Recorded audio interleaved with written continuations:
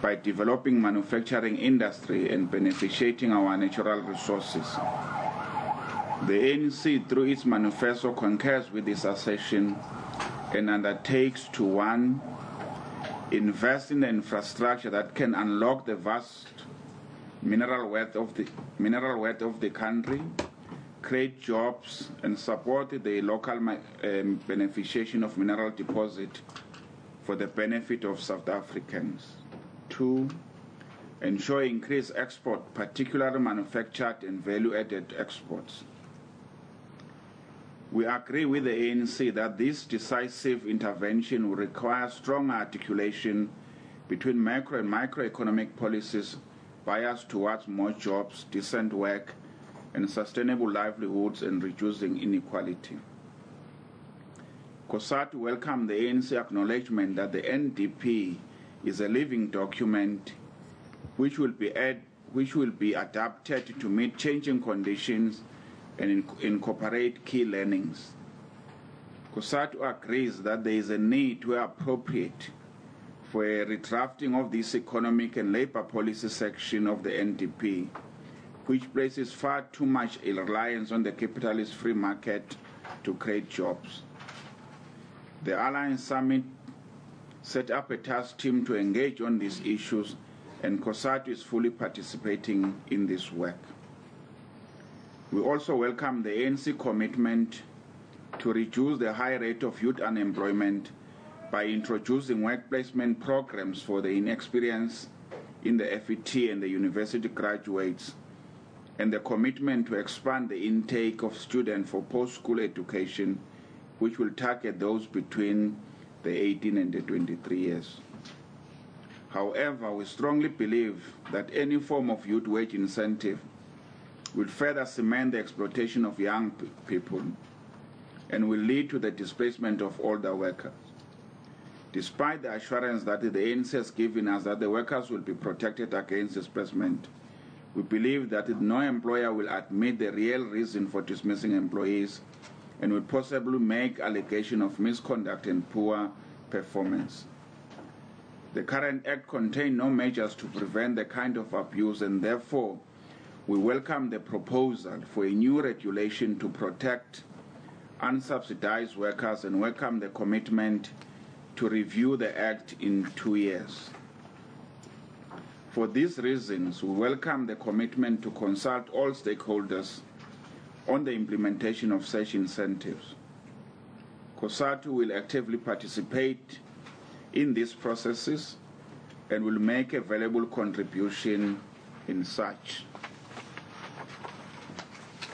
On the rural development, land reform, and food security, we welcome the ANC commitment to increase investment in agricultural infrastructure in support of smallholder farmer development, prioritizing the former homeland communal areas, and the commitment to strengthen support for cooperatives in marketing and supply activities to enable small-scale producers to enter formal value chains and take advantage of economies of scales. Cosatu welcomes an acknowledgement that the willing buyer, willing seller principle has not worked and will be replaced by the principle of just so equitable compensation in line with Section 25 of the Constitution. The Federation fully supports the ANC stance on land distribution and resolution, but insists, however, that such must be linked to agrarian reform.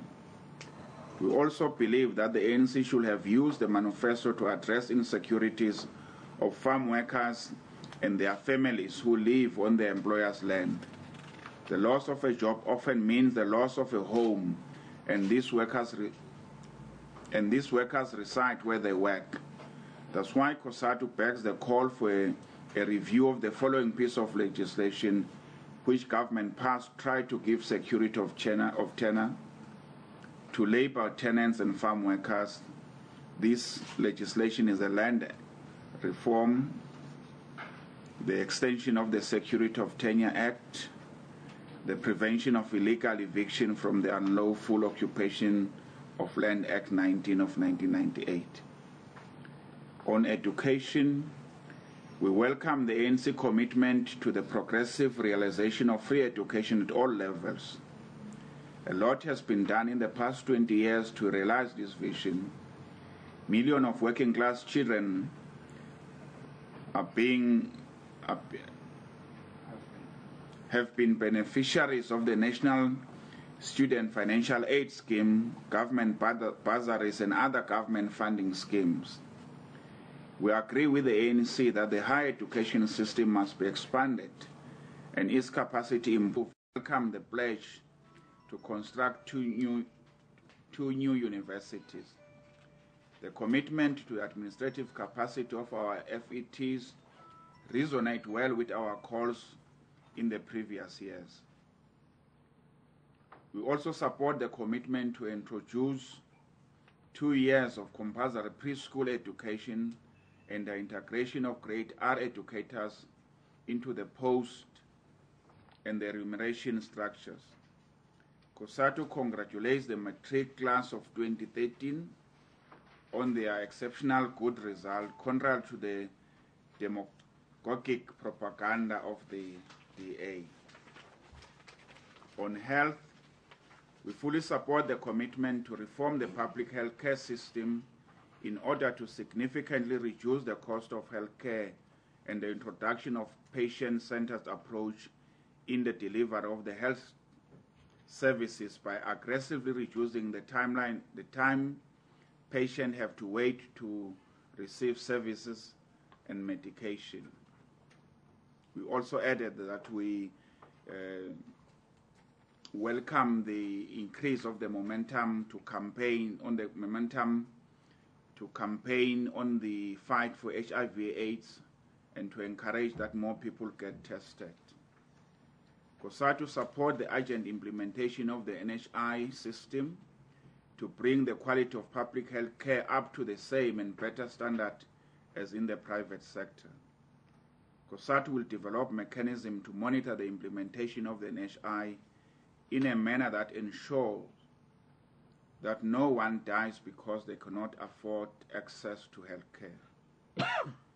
On the public transport, the Federation welcomes the bold plans to extend and improve the public transport so that we have an affordable, safe, reliable public transport system, but deeply regrets that there is no pledge to scrap the e-tolls, which were a grossly unfair and efficient way of forcing people to pay for what they should be basic public services, and we continue to engage with our alliance partners and campaign to end the e-tolls.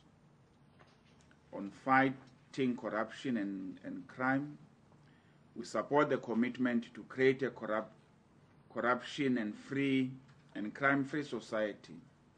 We have always argued that corruption is a disease that paralyzes our economy.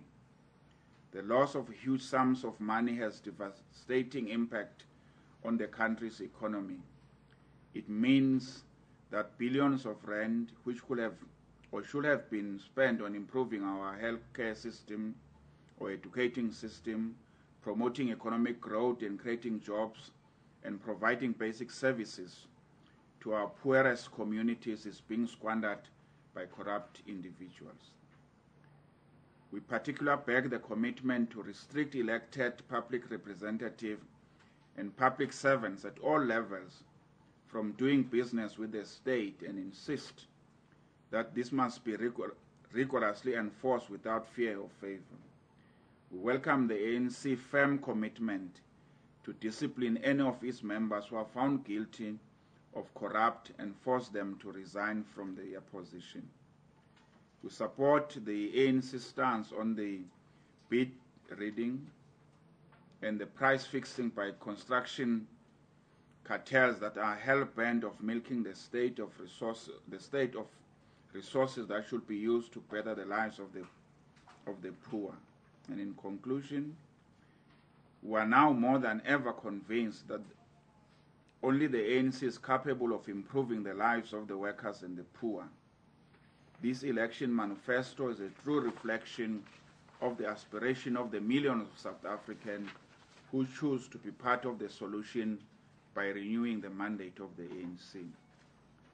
We call on our affiliates to implement our Congress resolution, to work for an ANC victory and pledge to work tirelessly, walking the length and the breadth of our country in order to persuade all the members to vote for the ANC and to ensure a decisive victory. Thank you, Pat. Thanks very much for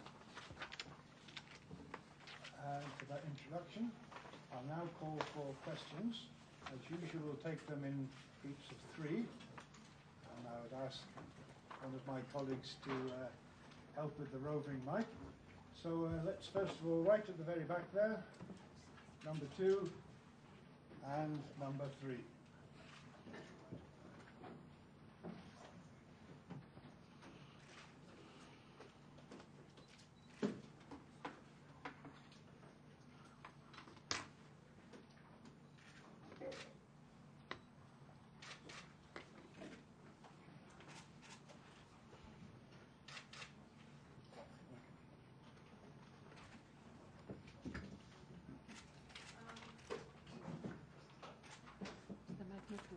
Yeah, it's not working.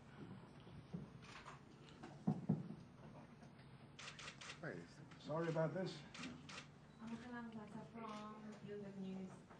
Yesterday, President Jacob Zuma said that the ANC will be trying to consult with NUMSA and engage with them going towards elections in terms of when they said they're going to drop their support for the ruling party or endorsing their members to vote for the ruling party.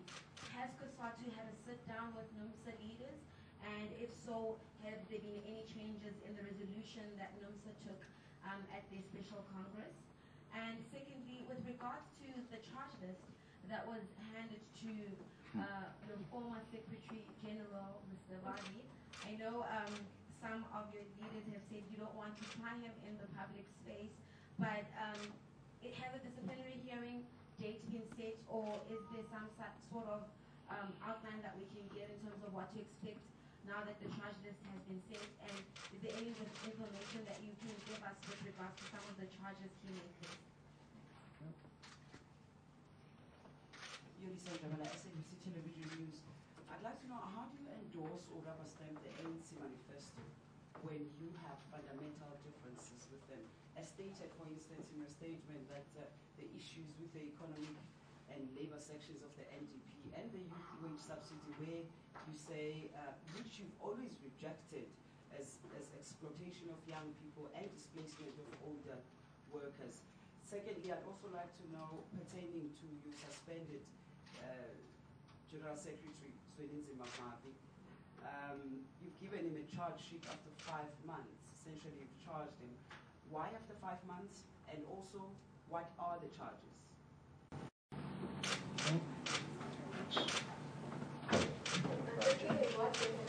Oh, they're on. This side is working, not that side. Hi, I'm Rajni from the Daily Maverick.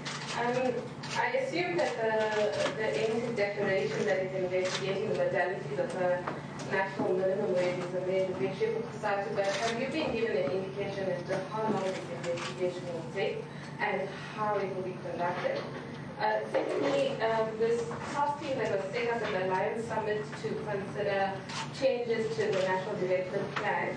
You hinted it, but you're saying that you're participating in its work. How far is that work? Because at the moment, the manifesto incorporates the NDP. We don't know how far it will go in doing so, but it seems to be going ahead. So how far is the work going to change that NDP to your liking? And thirdly, you talk about that your members, the Cosatu needs to persuade all your members to vote ANC. What happens when your affiliates do not do so? What action does Cosatu then take? Thanks. Thank you very much. Seems only some of the speakers are working. Who would like to come back from the... Thank you very much, Pat. I'm sure I'm audible enough because this thing is not working. Even now, it's not. Oh, it is now. Okay.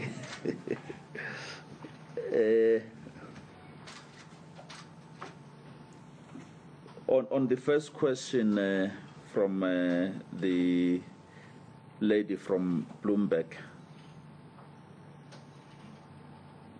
Cosatu has had a meeting with NUMSA.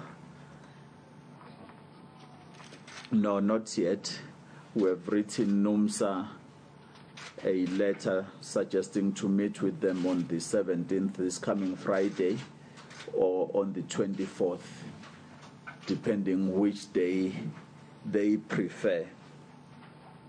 So, because we must have that meeting. And we must have that meeting so that we clear a number of issues. I'm not going to open that meeting here because NUMSA is not here. But that meeting is very, very critical, even if it means we clarify issues and can still make NUMSA acknowledge and appreciate the difficulty imposed by their Congress decision.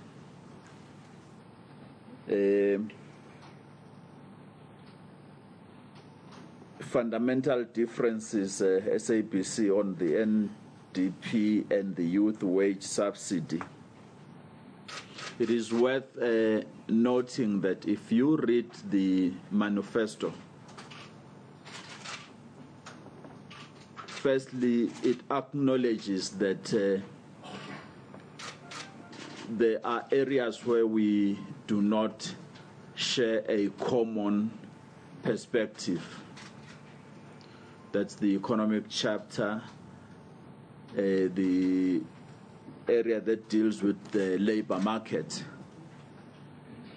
And that is not new. It emerged even in the last Alliance Summit. And we agreed to set up a task team to be able to deal with those areas where we do not agree. We have reported here before that that meeting of the task team literally only sat once. So it has not done its work.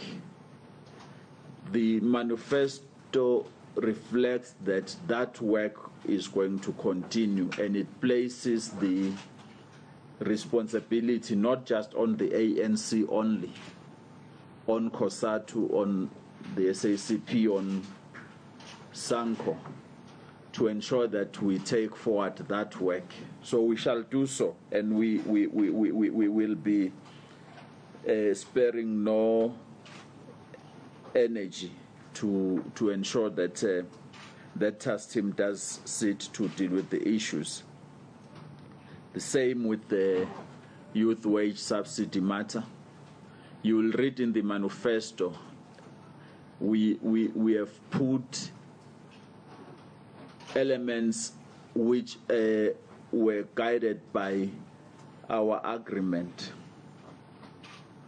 because we go into the discussions with a position, and Cosatu's position, a total objection to the youth wage subsidy as it is, and the ANC supporting that.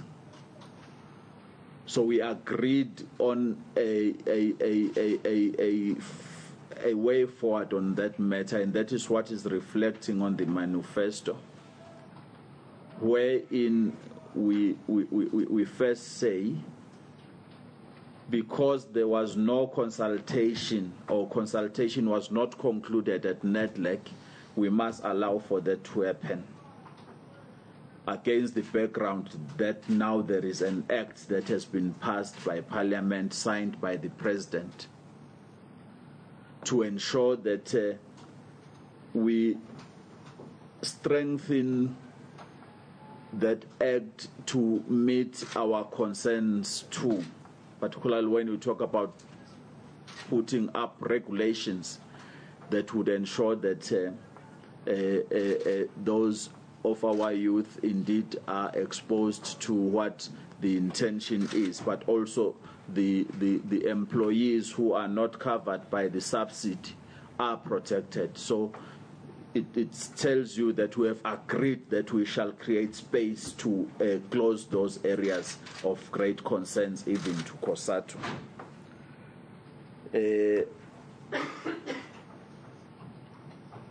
This matter on the charges being served to our General Secretary 5 months since he was suspended. Is it raised because it's abnormal, it's unusual? I don't think so. It happens in the country. As long as investigations are still going on and not concluded, the suspension remains. You don't say because we've taken longer investigating, then let's leave the suspension. We will then conclude, even when the conditions for a suspension still exist. It doesn't work that way in the workplace. So it's not a surprise. We have explained before on why there were delays, and that such delays were not necessarily caused by Cosatu nor caused by the investigators. We're not going to repeat that again. What is critical now is that the charges indeed have been served 2 days ago. We must respect that process. Cosatu must respect that process. The media must respect that process to the extent that would be expected to enumerate what the charges are. We are not going to do that. We must respect that process because it's very, very important, and that's how we have managed it, and we'll continue to manage it with the dignity it deserves, because it's not about the individuals concerned. It is also about the ability of an organization to take action and still maintains and preserves its integrity all the time. So it's going to be very critical that we also, as the media, allow that to happen. And thanks very much for the past 5 months. You have tried to your best to respect that. We hope you do it. We hope the process will be running quicker so that the issues are clear, because no one is saying our General Secretary is guilty, because we are all subjects of the jurisprudence. You are innocent until proven otherwise by a process. Well, in the Constitution says a court of law, but in our own situation nearby, the processes we are having as the Federation, and we must treat that with the dignity, the integrity it deserves, because Cosatu respects the law. I will leave the others. Comrade DGS, task team, or should I take them? Where to speak? Okay. There's none. We have covered almost all of them, I think so. The issue of members being persuaded to vote for the ANC at the end of our statement. We do this all the time, and we're doing it knowing very well that our members not all belong to the ANC. We're doing it very well, knowing very well that they still have a constitutional right to vote for a party they prefer. It's in the Constitution. But Cosatu would encourage all the time, mobilize, go all out to persuade, to explain why, to help members to vote the African National Congress. Now, because of this manifesto, which is not a perfect manifesto, but it has talked or spoken to their issues.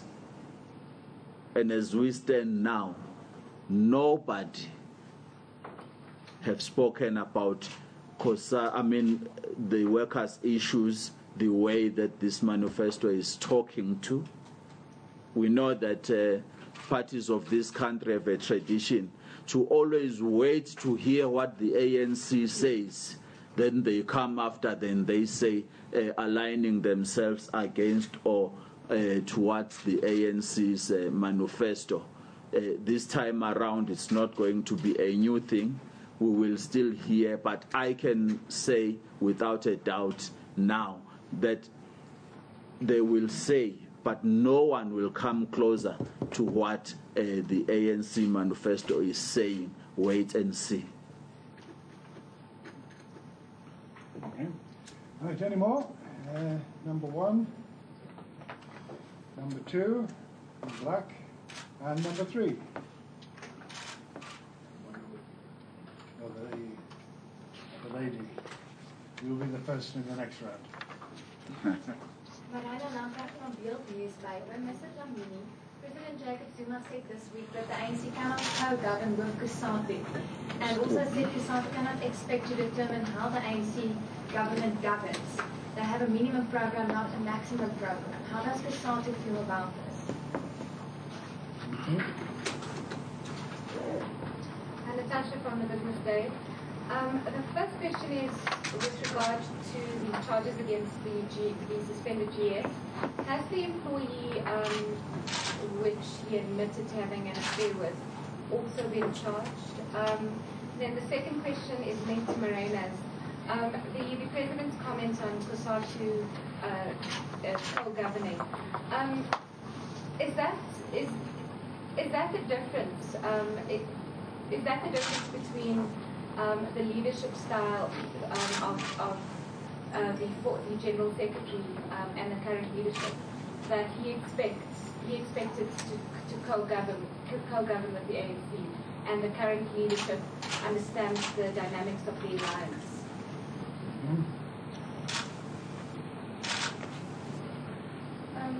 Good afternoon, my name is Angela from Cosatu. Two issues, Mr. Dlamini. The first one is, you spoke about you and the ANC not meeting anytime soon to focus on the economy. Do you then, as Cosatu, agree to a call for a second CODESA that this time will focus on the economy of the country? And secondly, we see that the ANC manifesto did not really touch much or speak much on the nationalization of mines and give clarity as to what is their stance on that, and allay fears on investors, because if there's no clarity on the policies of the country, that will affect investment, and if investment is not coming into the country, it will go down to workers on the. Does that not worry you then, or are you also going to be meeting with the ANC to push for them to give clarity on the policies? Okay, thank you very much. Nationalization of mines is not there. Okay, let me try. President Zuma's statement, Cosatu and the ANC are not co-governing South Africa, but we are having a minimum program.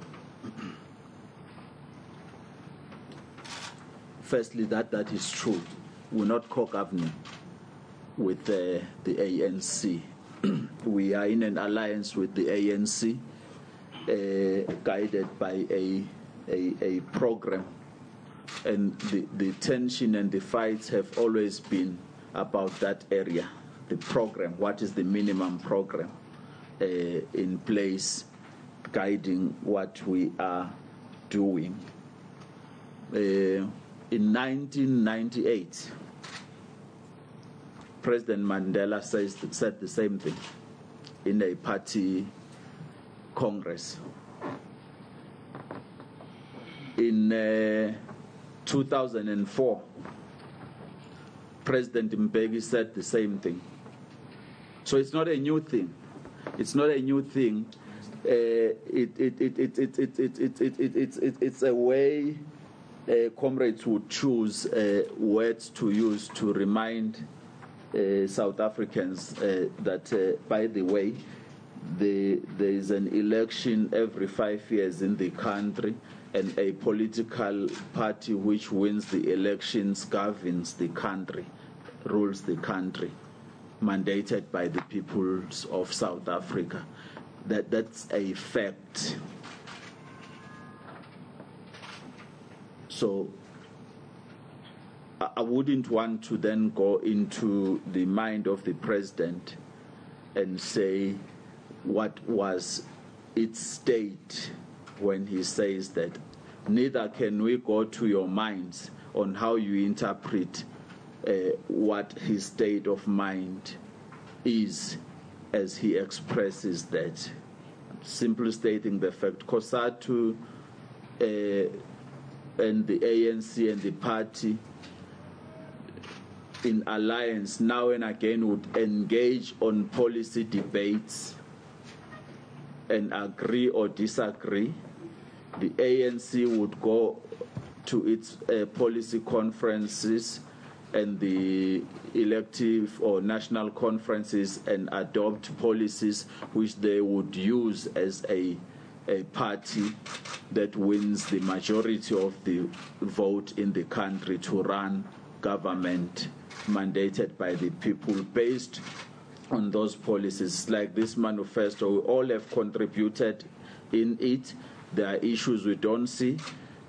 All what we are having to do now going forward is not just to make a call for them to implement. We shall work with them to ensure the implementation, and would expect them in government to follow this manifesto or to follow what they have promised the people of South Africa, and we have supported in the manifesto.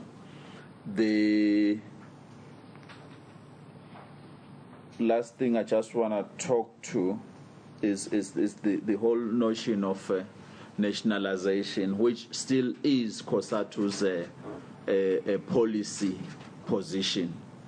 The nationalization of the mineral resources beneath the soil, as how it is enshrined in the Freedom Charter, continues to be what Cosatu supports.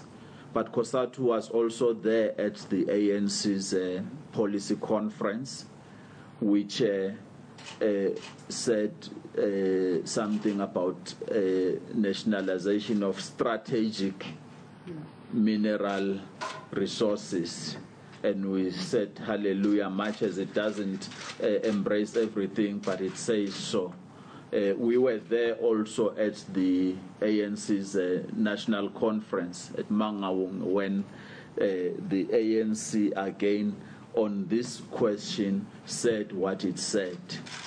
Now, your question will be, why is the manifesto not talking about nationalization? And what did Cosatu do about that question when they were involved in the process? It will be in the basket of the issues we say. We pushed for those issues, but we could not succeed. Does it mean that if we failed to get it into the manifesto, we're dropping the ball or we're dropping the issue? No, it doesn't mean so. We will then continue to engage the ANC and campaign for these issues as long as we feel that we have not yet reached a point of agreement. Until we can reach a point of agreement, or until we can concede that it is now time to drop the issue, we will continue campaigning for that issue. I left the employee thing. Just to to make a follow-up on the president, let me start by saying that this manifesto is an ANC manifesto. This is not a Cosatu manifesto, it's an ANC manifesto. We make a contribution on areas which we think are so important to our members. But we're doing this with a background that in 2012, our members resolved that they will vote for the ANC in 2014. So as we're raising those issues, we know that there is a mandate from our members that they will vote for the ANC in 2014. In a few weeks' time, we'll be launching our booklet as to why we think members, workers, not only Cosatu members, but why workers should be voting for the ANC. In the next 2 weeks, we'll be working in details together with the ANC in terms of putting meat to the framework, which is the manifesto. So the work is, in our view, has now been launched. We're going to go in details and try to put a meaning in terms of the different sections of the manifesto. The President is correct in saying the vision of the manifesto is premised on the Freedom Charter. The NDP forms part of that element. But also in the vision of the manifesto, it says the new growth part, the IPAT and the infrastructure are the pillars that we should be working on and moving forward. And we're very happy when the ANC says, look, there are positive issues that both the Cosatu and the party have raised in the sections of the NDP around the macroeconomic section and the labor market, that they need to be considered seriously and adapted. So we were happy with that arrangement. On the issues of the churches, one of the first speakers was saying about your former GS. No, there's no former GS. There's the General Secretary of Cosatu. The media might have written him off, but that is not the position of the Federation. He's the General Secretary of Cosatu on a special leave, being served with some charges. The stance Cosatu took from the beginning has been that this is an internal matter. It has to be dealt with accordingly. When we were asked about when are we charging him, when the charges are being served, we said that is not a media issue. We can only confirm what you are putting us. When you come back and say the GS spokesperson have confirmed that he has been charged, we said yes. So we're going to do likewise with the employee of the Federation. We'll wait, because in internal matters, it has to be dealt with the people concerned. If they choose to go to the media, we'll then either confirm or respond. But we're not going to go to a media and say this has been charged and that hasn't been charged. We think it's none of our PR exercise. We're dealing with these matters internally. We want to give the respect to the comrades concerned. They are still our comrades. We're working with them, and we have not written them off that they will never return back to the Federation. The processes will determine that. Okay, just on this issue of the second CODESA, which is a very critical issue in the debate about the state of the country's economy, and given the huge inequalities in our country. It's a very, very critical debate, but we did not make that call one at the manifesto processes.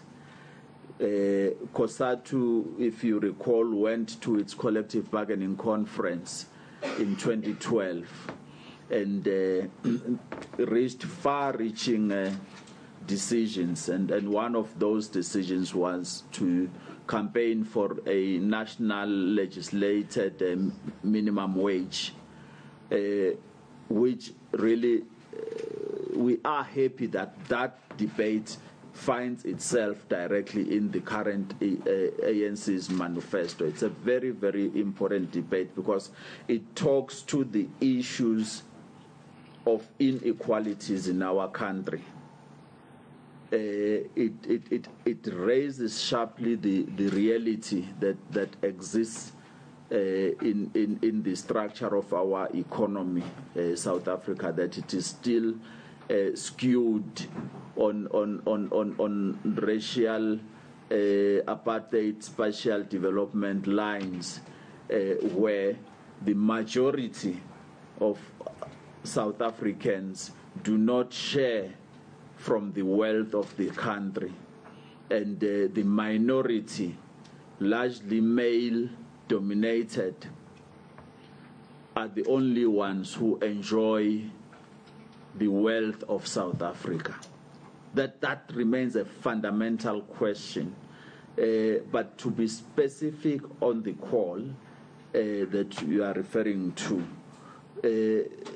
we have not made a resolution call, and I can be corrected for those comrades who may still be and clarify the matter, but Cosatu is warm to such a call, and at some point we would have said it, but we have not run a campaign at the moment that calls for a second CODESA. That's the conning you are using. But we would have said a huge national economic summit where everybody comes together to say, really, this current status quo of the country's economic structure is a problem. It has to change. We are dealing with these issues, your national minimum wage, we're dealing with the other issues, decent work and other matters, and the issues of nationalization as a broad basket of issues we continue to raise. Okay, one more round, I think. One, as promised. Two, right at the back there, and three. I think that is it. Or can we just squeeze in the four of us? Yeah. I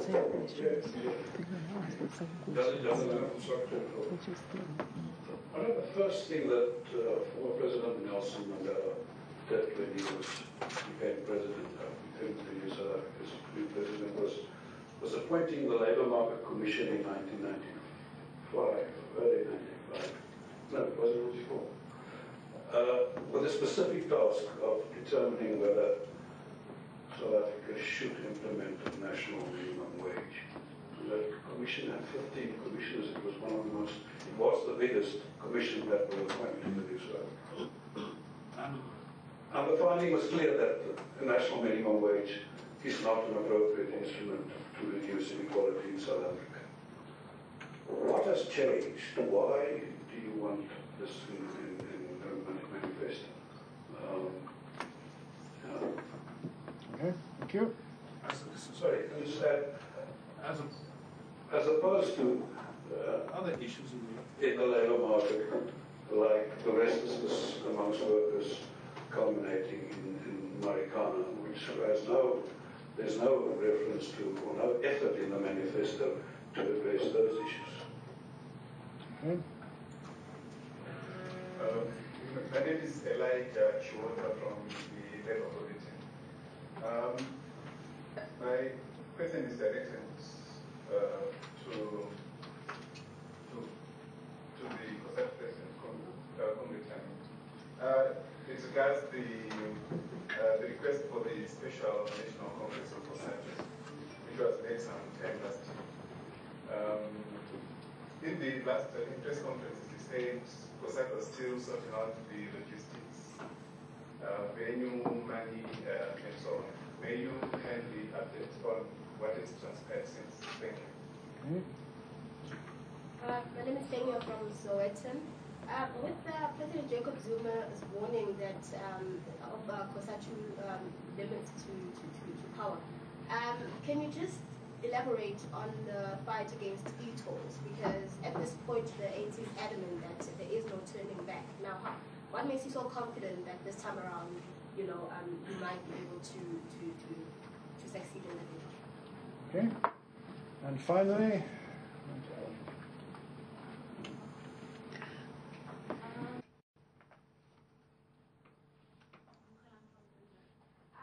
just wanted to ask whether Cosatu thinks NUMSA's withdrawal of its endorsement of the ANC puts it in a compromised position when it comes to the bargaining power it has within the tripartite alliance.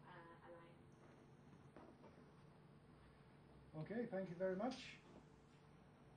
That's the NOVs. Okay. On the Labour Market Commission, John, things have changed.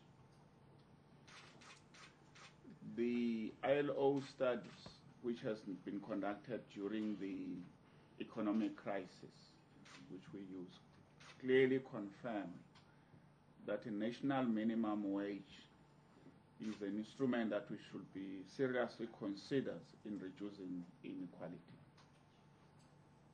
So it is just a factual issues with many studies confirming those issues and conducted in many countries, Brazil, Chile, so there's a whole list of countries who said we use the national minimum wage to address those particular issues. But also remember that in our country we don't have a comprehensive social security, which we agreed that we should seriously look at it to engage those issues. There are unions and different people in the society that believes that a national minimum wage, not a national minimum wage, but that we must adopt a sectoral minimum wage in order to address those issues. We don't believe it is going to be assisting, and therefore that's why we agreed in principle the introduction of a national minimum wage and to look to the different modalities using those studies that the ILO has conducted. On the question of the Comrade President, on the question of the Jacob Zuma warning, we don't think it's a warning. I think the President tried to explain that this thing has been explained time and again, that we have a minimum programs. We are for socialism with the party, but what combines us in this phase is the NDR. So it has been agreed, it has been stated all the time.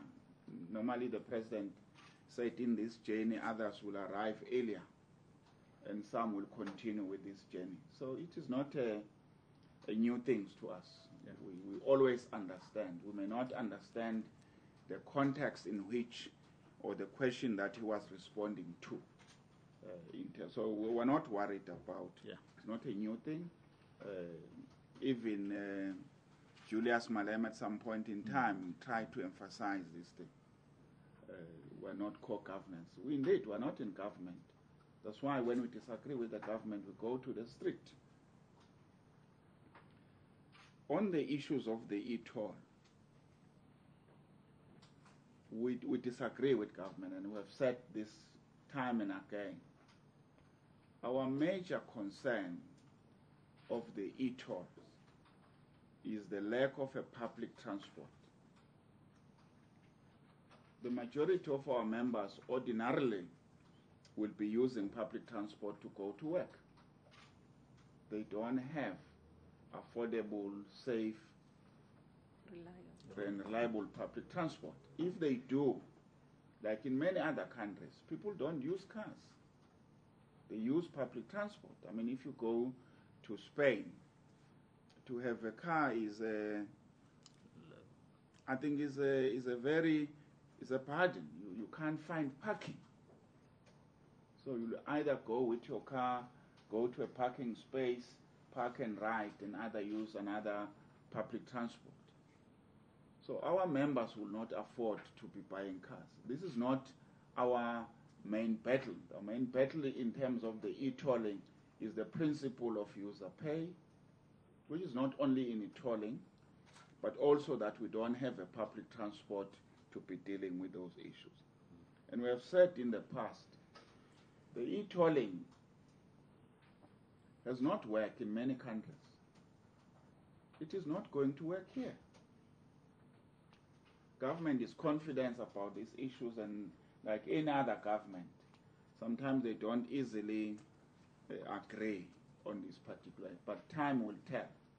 Will not be surprised when we come back and say we must review this particular issue and not extend the e-tolling to other provinces. Equally, when we're dealing with the youth incentives, we're totally opposed to it.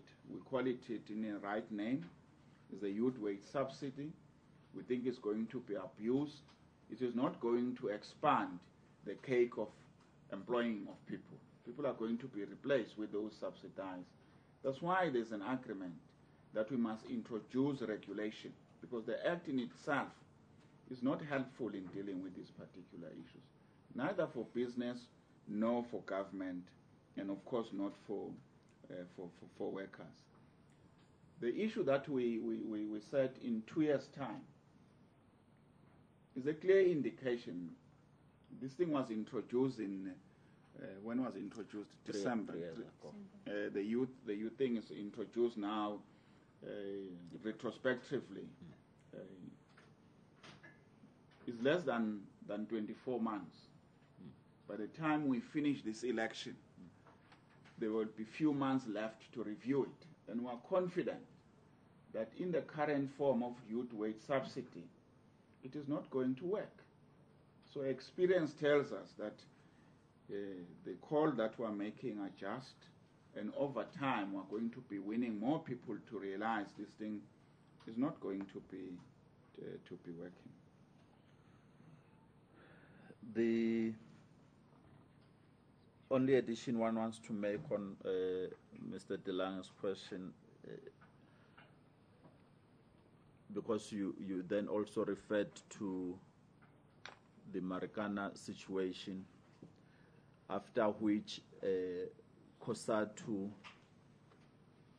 would have then supported a call for a national commission of inquiry which seeks to find out what are the causes of the situation, something that we are clear of. The causes are largely due to inequalities and the living conditions that have been neglected around the mining houses or the mines, and would have said that let's look into a commission almost similar to the Vihan Commission of those years. I'm mentioning that to emphasize the point Comrade Beggy makes of the change that has happened both internally and in the world, that we all acknowledge the fact that there are huge inequalities. Actually, in South Africa, it is bad. It is bad because at some point, even a country like Brazil,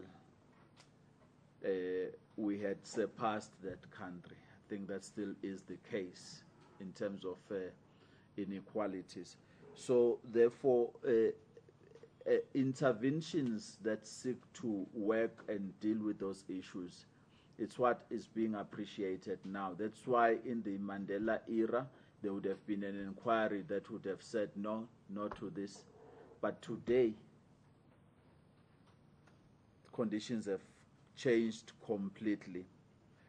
The preparations towards Cosatu's Special National Congress are going on. Even yesterday, we're having a meeting here of the presidents and general secretaries. We are setting up a special Central Executive Committee to receive a report of yesterday's meeting. That work is going on because it is very critical for Cosatu that that work is concluded appropriately. So it is going on. The last question from Bloomberg. Is it reducing our power or capacity to bargain with the ANC now that NUMSA has taken its decision not to support the ANC? No, it doesn't. It does not. We have earlier said even here that we are having a meeting with NUMSA whose outcome we hope will be very, very positive. But even though, or even if we can have Cosatu failing to make NUMSA change its decisions, it may be a situation of Cosatu campaigning without NUMSA supporting, but it does not mean that we are less capacitated in campaigning for the ANC because of NUMSA's absence at that particular spot. I can state many reasons why we're saying so, and I won't venture into a reason that I listened to expressed by Comrade Gwede about NUMSA and its historical support and active participation to campaign for the ANC. I'm not going to go to that example. I will live by the fact that Cosatu has always and will still do campaign for the ANC for the past 4 national elections in this country. That is what is going to be this case this time. Appreciating though the fact that the situation of today is different from 1994. What were the mobilizing issues in 1994? What were the mobilizing issues in 2000 and in 1999, 2004? Because there's been different themes of the time. And that is exactly what has been mobilizing society. Clearly, this time, the main card about this election is around issues of economy. It's a fact, it's undenied.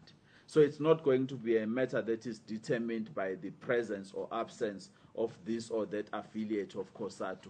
It's Cosatu jointly and going forward campaigning for the victory of the ANC and putting and pulling its resources towards that direction.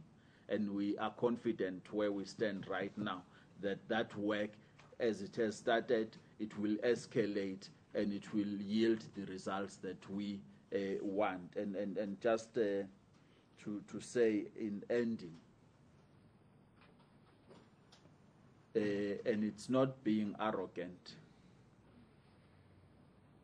we are campaigning for the decisive victory of the African National Congress for the benefit of us, the workers in the country, and would want that victory to be a decisive victory. And when we say so and repeat saying so, people will say, no, you are undemocratic, you are arrogant. It's not being arrogant. No one campaigns to be defeated or to win lesser. We all campaign. Julius wants to win and run the country. why do you falter him when he says so? He's campaigning for that. We are campaigning for that too, for a decisive victory of the ANC. We're not going to say to workers, no, just give the ANC a little bit of your vote. Give the ANC your full vote. Thank you very much. Done. Patrick Scott, Okay. that was the last round. Yeah. Thank you all very much for your attendance.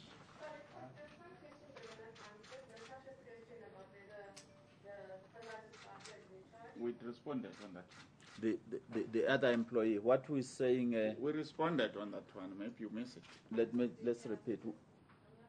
Yeah, we said, Ranjan, we will not talk about the employee in public, whether herself she has been charged or not.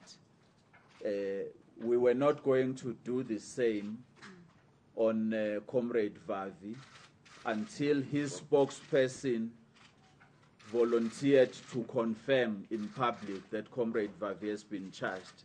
The other employee is not saying anything in public, so we're not going to say anything in public about her. We will respect her wish as we respect Comrade Zweli's wish. Okay, thank you very much again. I look forward to your reports, and I'm sure it won't be long before we see you again here. Thank you. All right. Thanks, Pat. Thanks very much. It's not going to be long before we see them here again.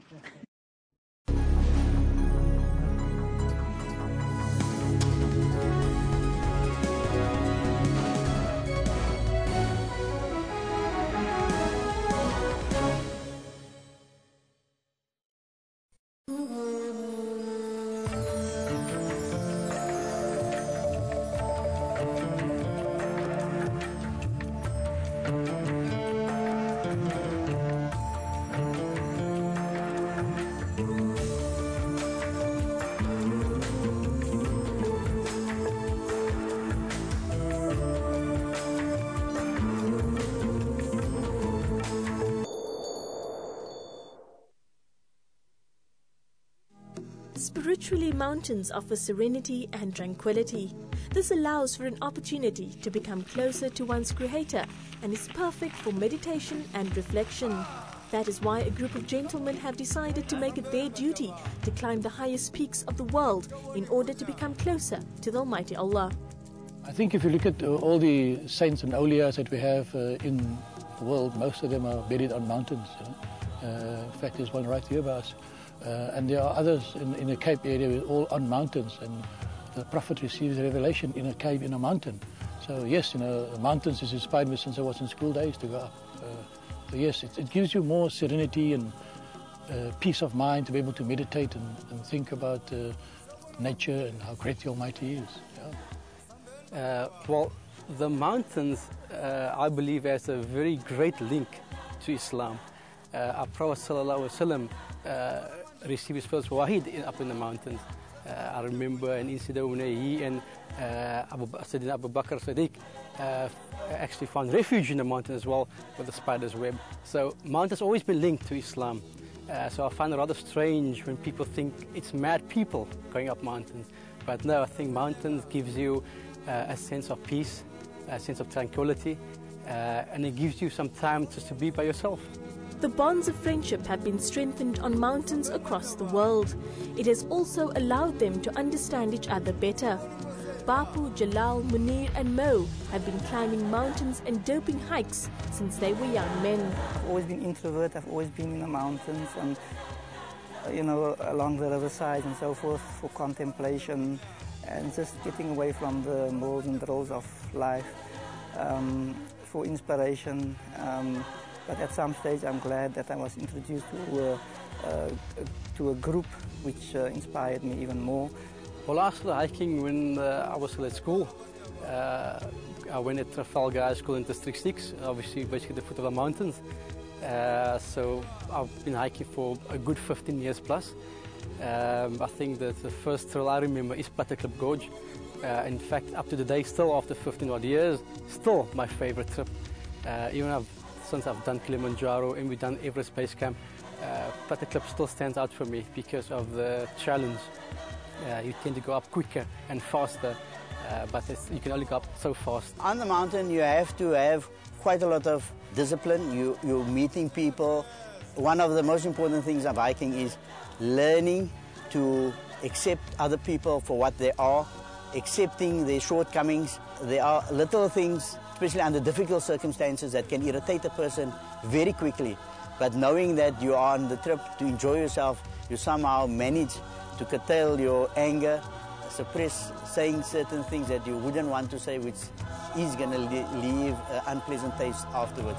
So this just definitely gives you ability to, under your house circumstances, to control your anger and make sure that everybody moves the path that they're supposed to move. So the hiking does help us quite a lot.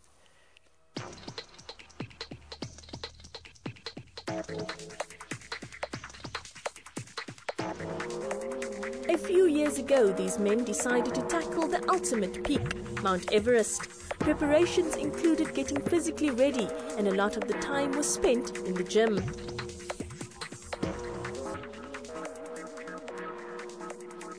My role for Everest was basically organizing the entire trip, okay? Making sure that the bookings are done from the other side with the Nepal Trailblazers. It's a company we use on that side. And as well as the leader of the group, making sure that everybody is there, hasn't taken the medication with them, making, all the necessary stuff, the insurance. We had a big problem with that. For this specific trip, we actually used the Patekleep Gorge in Table Mountain as our training ground. We used to go up there nearly every week, even more if we could. The idea was that try and decrease the time it took us to get to the top. So when we started, it took us about 2.5 hours. That's from Tafelberg Road to the top of Patekleep. By the time we left, it took us about just under an hour. Many people do not understand the insatiable need to reach these high ascents. However, once you reach the top of the mountain, then you do truly understand the insignificance of man. Then only you can feel the importance of the blessings and the mercy of the Almighty Allah.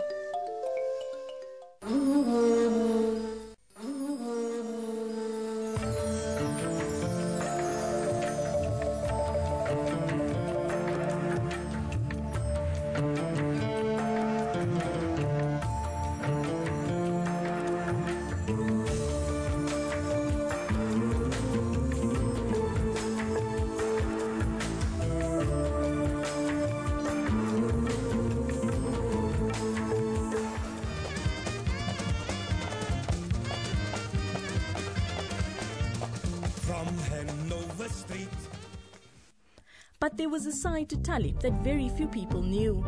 Although he formed part of the entertainment industry, Talib never forgot his religion and his beliefs.